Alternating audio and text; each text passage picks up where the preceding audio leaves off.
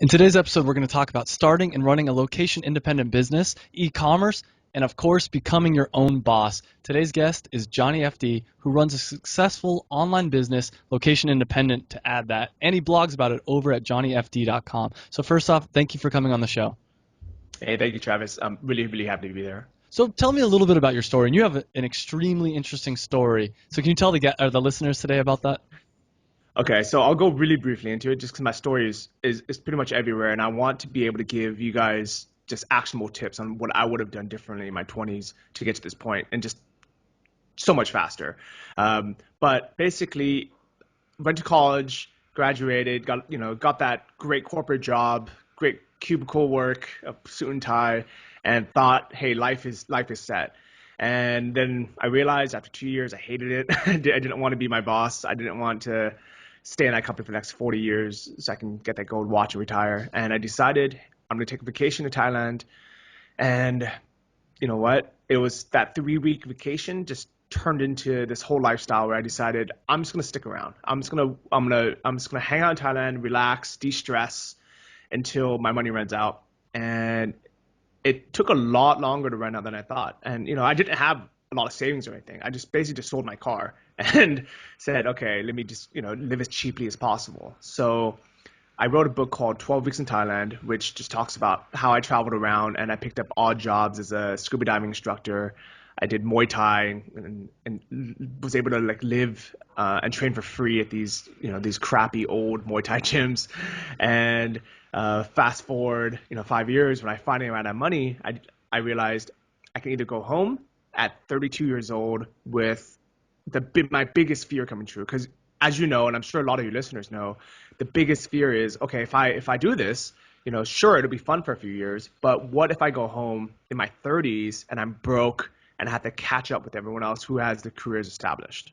Yeah, that's definitely been a fear of mine. I'll say that. Yeah, so I think it was because I had my back against the corner. That's when I had to figure out how to make money online and how to start a online business. And the location independent part wasn't even on purpose. It just happened to be that I was in Thailand, so I had to make everything location independent. But that was kind of the beauty of it. That's what made it all work out. So let's get into the actual tips and tricks. And after college, what would you have done differently if you could do it over again? So it's so tempting. You're so scared right out of college that you have to get a job right away because you have the student loan that's going to pile up, and there's almost this fear, this fear that if you have a gap in your CV or in your resume, that nobody's going to hire you. They're going to be like, well, this guy's not reliable. He's or she, traveled, and they're not going to be reliable. They're gonna do this again. They're going to work at our firm or our company for 2-3 years, and then they're going to quit because they want to travel again. So it's hard. I mean, there's no super easy answer. The first thing I would do is actually, even before that, if you guys are either still in college or thinking about going to college, if you don't know your purpose, you don't know what you want to do with that degree, I wouldn't even be there. Hmm. If you know you want to be a doctor, yes, go to med school. If you know you want to be an engineer, do that. But if you're like me and I was taking social science classes just because it seemed like the easiest thing to take, just so I can get a piece of paper, man, biggest BS. I mean, if I can sell that piece of paper now for whatever money I spent, the 20 grand I spent going through college, I absolutely would in a heartbeat. Yeah, I completely agree. So it sounds like after college, you wish you would have jumped right into doing what you are now as opposed to getting the corporate job? Man, it's really hard because, all right, I think I got very lucky, and maybe people can kind of pick apart the story and decide what's right for you, because I got lucky that right out of college, I landed that dream job. It was with a big American company called Honeywell. They had a pension plan. They gave me a company car, a cell phone, a laptop, and I got an expense card. And, it wasn't that I was making tons of money, but it was kind of like that ideal job. Like, what is the best possible scenario after college? And I had that. So I thought, okay, this is it. And if this doesn't make me happy, what can make me happy? And I think that if I didn't get that job and I had to settle for something smaller, that paid less or wasn't as big of a company, I would have thought, okay, let me just work here for 5 years and then let me apply for the better company and then I'll be happy. But because I had already gotten to that position where I knew this is it, this is the pinnacle, and I still wasn't happy, that's when I knew this isn't working. So I tried my hand at a handful of random things. I moved up to LA from Orange County, so it wasn't that far, but I just, to me, it seemed like such a big deal. And in reality, it was 30 miles. It was like an hour drive without traffic. And to me, it was such a big deal, Uh, and it's crazy because now I'll literally move countries. I'm in Thailand now because I love it. But last summer, I was like, oh, I'm just gonna go to Europe for the summer. Or I went to Saigon, or I went to Cambodia. I even moved randomly on a whim, moved to the Caribbeans because I heard the scuba diving there was great. And now it's not a big deal at all. It just seems like, okay, I'm just gonna do it because I know now that life really is as difficult as you make it. And you can, in this day and age, with not even that much money, with a couple $100 or a couple $1,000 behind you, you can buy a plane ticket, get anywhere in the world in less than 24 hours, and you can figure it out from there. You can pick up odd jobs like I did, or you could work on some kind of online business where you can get paid location dependently. So let's say that someone has 3 to 6 months of a runway, and let's say that's in the U.S. I don't know, Mhm. $10,000, $20,000 or something in their bank account. What would you recommend they do? Let's say they're either just out of college or they just decided, hey, I'm quitting my job. I'm going to jump into this. What's the next step to take? So the ideal step would be say, F it, I'm gonna move to a cheap place and bootstrap, somewhere like Chiang Mai. And the reason why I like Chiang Mai so much is there's a big network of other location dependent entrepreneurs. We call them digital nomads, and it's super cheap to live here. You can bootstrap for $600 to about $1,000 a month, and that runway, that 3 to 6 month runway, can now last you a year. So you can definitely, stay longer if you needed to, or just have more savings as a cushion. The second reason why it's good is because everyone around you is going to be trying to do the same thing. There's going to be successful people just starting out, but either way, no one's going to say, oh, you should get a job, or oh no, that's dangerous, don't do that. And the hardest thing about being home is you have to answer to that all the time, especially those hard questions that your aunts and your uncles and your classmates and your parents are going to ask. When they say, what are you going to do with your life? Is this going to, and they'll ask, like, what are you going to do next year? What are you going to do 3 years from now? What if this happens? What if this happens? And the honest truth is we don't know. Like, we honestly don't know the answers, and there is no good answer. I got asked all those difficult questions when I first decided to move out here. And I had purposely lied to everyone and said, I'll be back in 3 months. Because I knew if I said, hey, I'm going to go indefinitely, then there would be even more conflict. And even for a 3 month trip, I got the most crazy, crazy questions, like, what are you gonna do about health insurance? What if you do, what if you get there and you discover you have you have a genetic illness, and you don't have insurance out there? What are you gonna do if blah blah blah happens? What if there's a war out there? What if there's a tsunami? And I'm like, literally pulling out my hair, thinking, I'm just trying to figure out what the easiest way is to fly there, and where, what apartment I should get for the first month. And I know that most of the time people, they have your best interests in mind, but at the same time, it's really a reflection on their own fears and why they didn't do it themselves. And my biggest fear was going out here and running back home with my tail between my legs, and everyone was so far ahead of me in their career, with their family, with, money, that I would never be able to catch up again. And that almost happened. It's a big reality where, that's why I can't say everyone just quit your job now. This is paradise, And my latest blog post was called, like the 100% honest truth about, the dark side of digital nomad. And it's because for every 5 people that come out here, only one is gonna replace their 9 to 5 income. Only one's gonna really, really hit it successfully. Only one person is gonna make, more than $5,000 a month from some kind of online business. There might be 2 people who make enough to keep living out here for as long as they want. They make $1,000 a month, which is way more than enough. And then there's gonna be 2 people who spend all their savings and go home. But What was the difference for you? What made it? You said that you almost did have to do that thing where you had to go home empty-handed. What was the turning point for you? I would say it's my age and also the fact that I really, really did not want to live with my parents again. Hmm. And I think some people that are, let's say they're younger, let's say if you go home when you're 27, you're like, oh, it's still fine, I still have time. Or if you have a really good relationship with your parents, you're like, oh yeah, I don't mind living with them for 6 months while I get my stuff back together.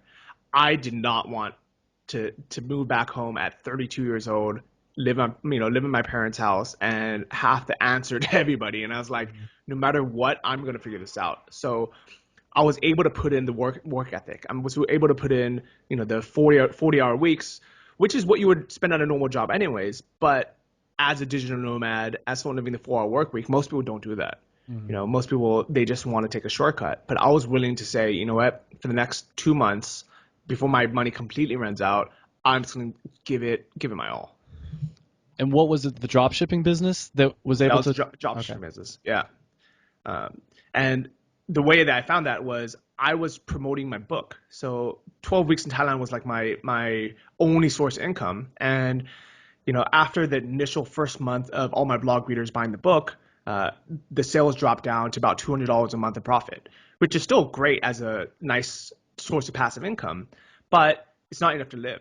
So I was desperately meeting as many entrepreneurs as I could, offering to take them out for dinner or to buy them a cup of coffee, just to network and figure out, hey, what do you do online? Okay, so can I use any of those tips so I can sell more books?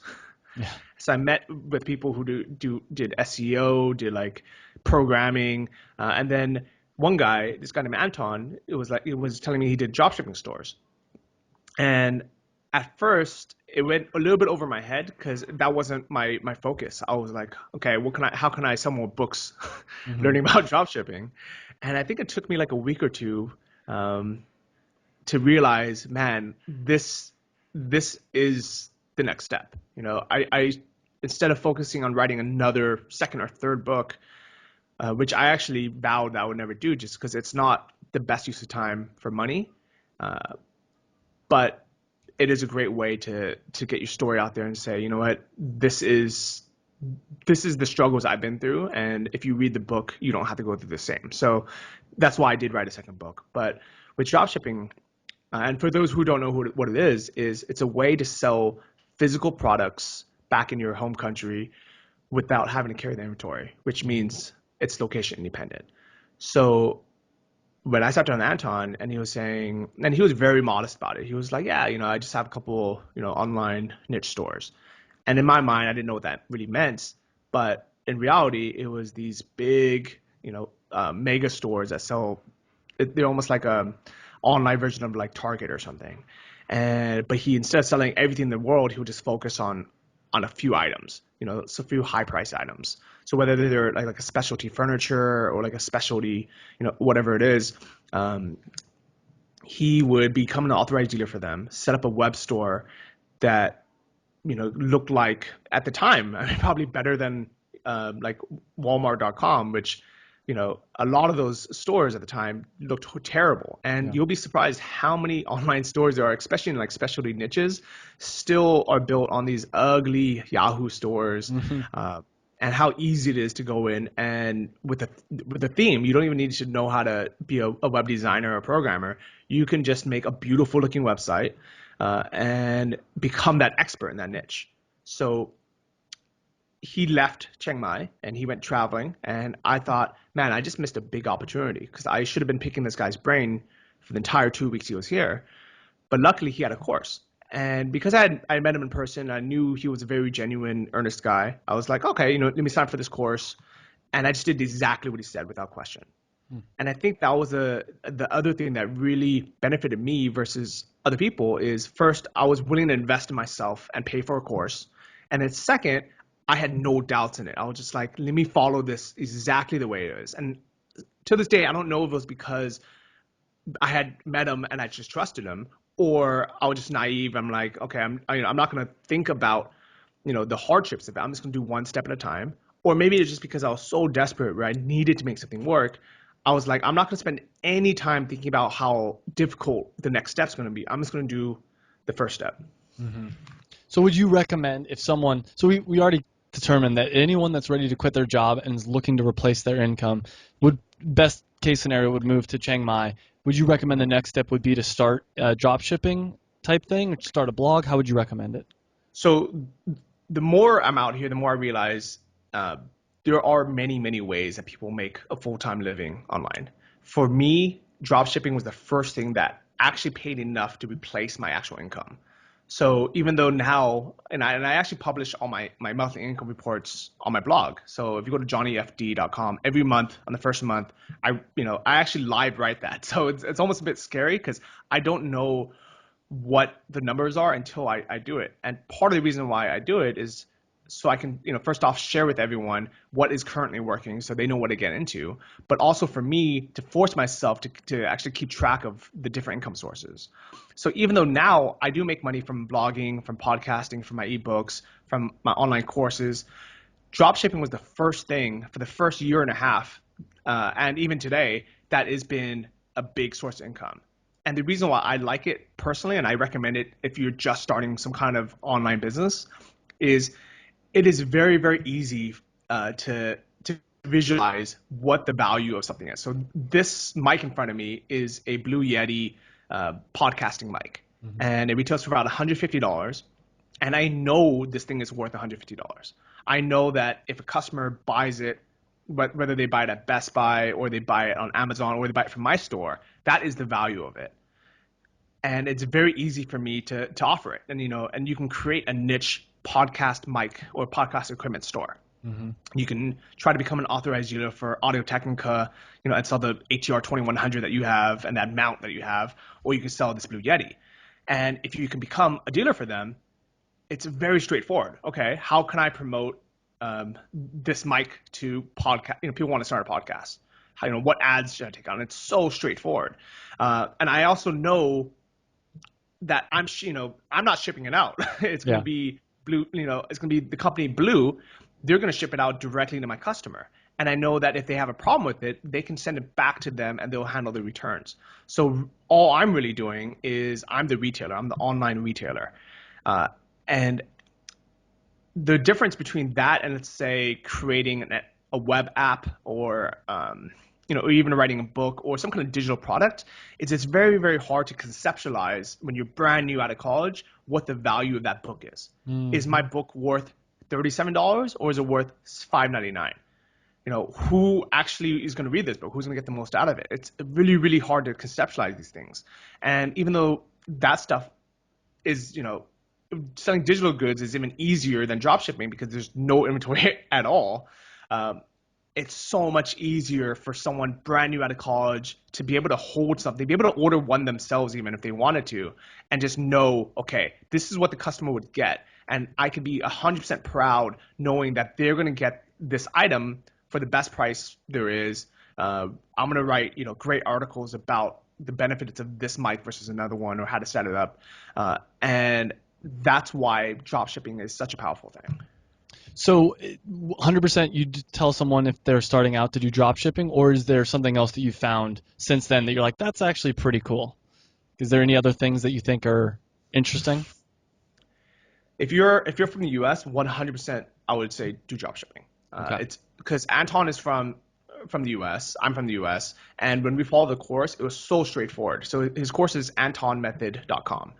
And he just walks you through with screen shares and says, okay, this is what I'm doing now to pick a niche. This is what I'm doing now to add products to my store. This is how you set up the shop. This is how you turn on your ads.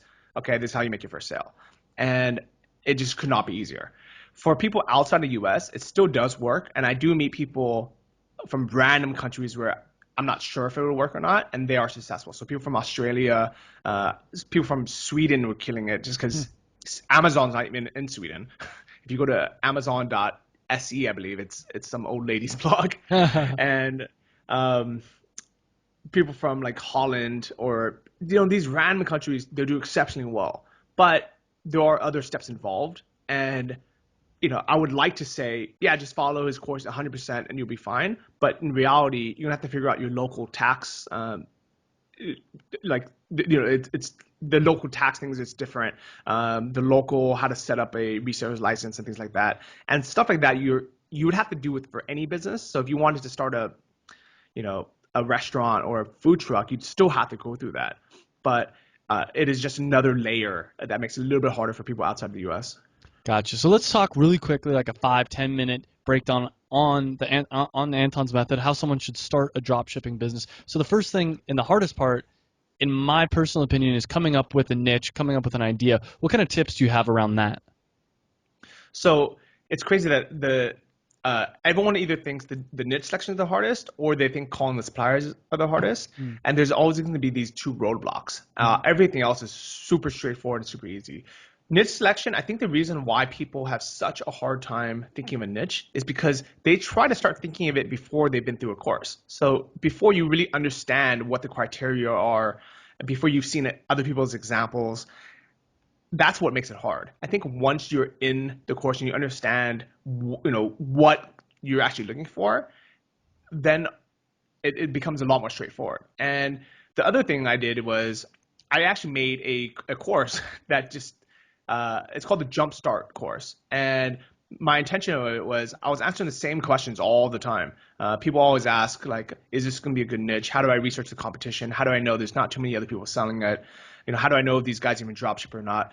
And instead of just answering over and over, I just made this course, and I said, okay, anyone who buys Anton's course through my link, because I get credit if someone goes through my blog. If you go to Johnny FD and click on recommended resources and you buy Anton's course, I get credit for it. And I said, you know what? I'm just going to send you this course for free. And in it, I just, I explained in even more detail the process that I went through to choose a niche. And part of that was just sitting down and writing out everything I've ever bought in the last 10 years. And the thing is, you might think, oh, I don't buy anything. I only buy clothes, or I only buy groceries. I guarantee you, everyone, if you actually sat down and went through the exercise, there is something you bought and you forgot about it. And that is the thing that you want to sell. You don't want to sell the thing that you have thought about for 3 months and did 3 months of research, because that's not going to be your customer. That's not going to be an easy customer. You want the impulse buy that you had to buy for work or for school or just because you wanted it, that you didn't really do much research about, that you didn't really care who the manufacturer was. You didn't really care even to read that many reviews. Maybe you read one or two, but you're just like, okay, I need this. I'm going to buy it. And your store, you said, sells the mics and stuff for podcasters. Is that correct? No, that's just an example. Oh, just an example. Okay. Yeah. What's your store sell? So I have a couple of different niche stores. One of them I sell specialty lighting. So most of them are in some kind of specialty furniture niche. So one of my stores, I sell Tiffany style lamps, which is something that that we would never really buy for ourselves because it's not really in style anymore. But the reason why I came up with that idea was my friend, he wanted to get his mom a present, and that's what she wanted. And I was like, okay, well, where could we buy this? Can we just go down to Target to buy it, or Home Depot? And I realized it wasn't very that easy to just go somewhere and buy it. They might have one or two, but they didn't have a selection. And then it fit the rest of Anton's criteria. I did the niche research behind it. I looked at the competition, and I basically just followed the course and said, okay, is this going to fit? And it did. Awesome. All right, so once we have an idea, the next step, it sounds like, is calling the suppliers and making sure everything will work out. Do you have any tips around that? Yeah, so the biggest tip is to understand the business model and how you're going to promote and drop shipping and have a good looking store up already. And that's why it's so, like, the biggest problem with drop shipping today isn't people who have been through a course and that know what they're talking about. It's the people that, like, I mean, to be completely honest, people that listen to a podcast like this and be like, okay, I got it. And they'll just, pick a niche, and even, maybe it's even a good niche, but they'll call the suppliers and they'll have no freaking idea what they're doing.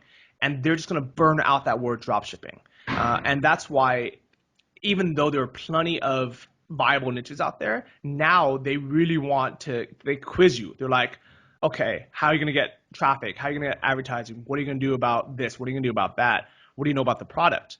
Versus, and let's say someone, has never really done their research. They don't really know what they're doing. They don't have any kind of store up at all. They're going to be like, I just want to drop ship. What are your margins? And that's really gonna like just sway those suppliers away. Because when you really think about it, the supplier, like let's say Blue or ATR, or even just like a light maker, Hmm. even though they might be a small company, they are busy and they don't want to waste their time with someone who's not gonna sell more than, let's say, 20 units a month or 100 units over the year. They don't want to waste their time with you. And if it seems like you don't know what you're talking about, and that you're not committed, and I would say that's the second biggest part. It's just, you're not committed. Like, oh, I don't even have a website, or yeah, I'm not really sure what I want to do. They're just gonna hang up and say, sorry, we don't drop ship. But in fact, they probably do, because there's plenty of suppliers I've called that initially they're like, no, we don't do it. And then I'll just keep talking to them, and then they're like, okay, well, you know what, we actually do. I just didn't want to. I just thought you were wasting our time.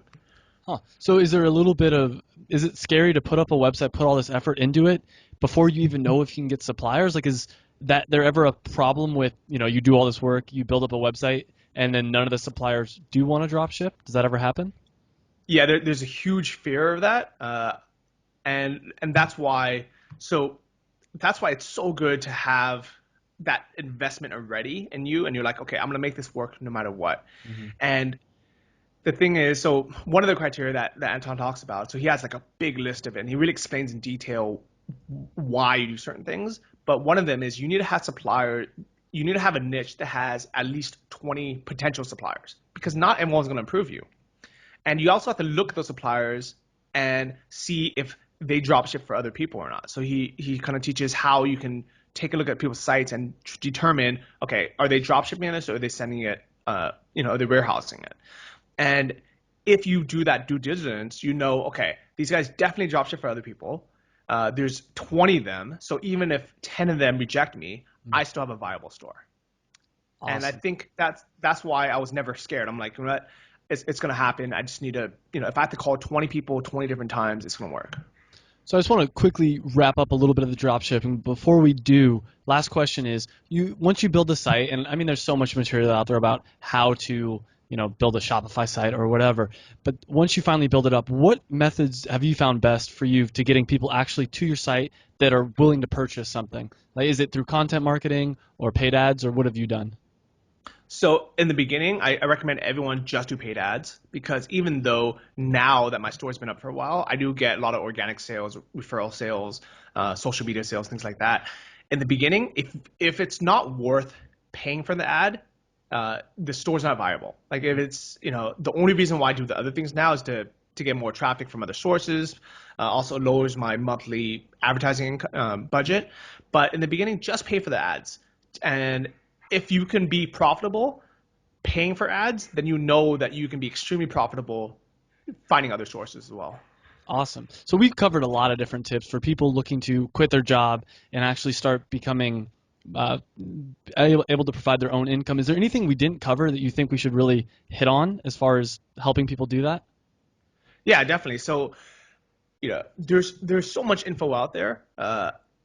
Just pick one thing and just run with it, and you know don't have self-doubt. Like, do your due diligence, read some stuff. And that's why I write so many articles about, like, for example, for dropshipping, I have so many different articles about it, and I do like case studies where I'll start a new store with my girlfriend and I'll just document the whole thing.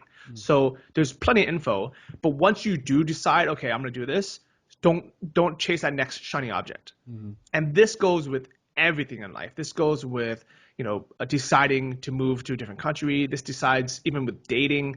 Like I used to be the type where I'm like, okay, I'm not gonna invest too much. I'm just gonna like play the field and just plant as much as many seeds as I can.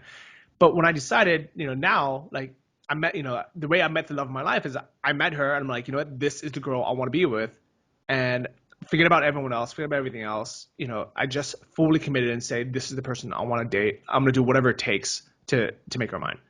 And with travel, with business, I say, okay, I'm gonna move out there. I'm gonna sell my car. I'm gonna fully commit and say, I'm just gonna make the move. With my fitness, my diet. When I was making that run for that, to get in the best shape of my life last year, I was like, I don't care what else is out there. If there's a new diet that's better or a new workout plan that's better, I'm just gonna pick that one thing. I'm just gonna run with it, and I'm gonna do it into the end. And even though you may not have picked the absolutely best thing in the world, like maybe CrossFit wasn't the best thing for me to do, or maybe eating paleo wasn't the absolutely best thing for me to do, it was good enough, and it gave me the results I wanted. And same thing with drop shipping. I'm like, I'm just gonna go for it. Maybe I could have made more money doing something else, but who cares? It got me to the success I wanted. So if you're, trying to decide what you want, yeah, go ahead, do your due diligence, do your research, ask around. But once you decide, man, just run with it. At the end of the podcast, I always ask this question: what advice would you give to 20-somethings? And I think the piece of advice you just gave right now was great, but is there anything else you'd want to add? Any advice for those 20-somethings out there listening to this podcast about how they should live their life in a better way, or things you wish you would have known when you were in your 20s? Yeah, F everyone else. Just, know what makes you happy. As long as you're a good person and you know you are a good person, forget everybody else. I'm not saying to screw over your mom or like just, or disrespect her. Continue to be a good person, but go after your dreams. Whatever you think might make you happy, just try it. Mm-hmm. And who knows? Because there was so many forks in my road where if I had chosen the logical thing to do, or if I had chosen, to play it safe, or to follow what my parents wanted, what my friends wanted, or, what society said, I would not be here. I would be back in the US. I'd be unhappy at whatever job I was. I never would have met the girl, the girl I'm with now, who I plan to marry one day. I never would have seen, 20 different countries, or actually, I don't even count. I never would have done all this. I never would have been featured on entrepreneur.com or on Business Insider. I wouldn't have 10 sources of income, today. I wouldn't have my own course. I wouldn't have any of that. I would just have a job, and I would probably have a huge mortgage, a huge car payment. And I knew that was not for me. And that might be for some people. So if you're the type, probably not listening to this show, but if you're the type where that's what will make you happy, and we're trying to sway you not to do that, then say, F you, Johnny, F you, Travis. I want that mortgage. I want that corporate job. Yep. But if you're if you're like us and you're like, you know what, I can't see myself doing that. I want to travel. I want to be my own boss. I want to do my own business. Then F everyone else. If they tell you it can't be done, trust me, it could be done. I've done it. I've met so many people, like literally hundreds of people who have done it, if not thousands. So it's 100% possible. I want to stop you for a second there. I ask this question all the time at the end of the podcast, and I've thought about it myself too a lot, is what would my answer be to this question? And it's very similar to what you just said. I think that if you have that nagging thought in the back of your head of, I want to do this, but everyone seems to think that I'm crazy, whether and that could even be something as simple as maybe it's on a Friday night you want to stay in and just watch a movie, and all your friends are like, no, come out and party. But you're like, look, I really just don't feel like it.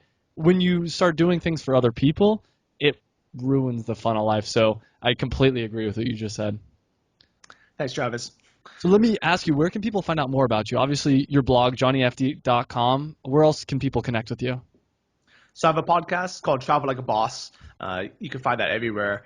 And every week I interview a different location independent entrepreneur. So it gives you tons of tips on, what other business models you can get into. But the easiest way is you can reach out to me on my blog, leave a comment. I write back to everyone. So johnnyfd.com.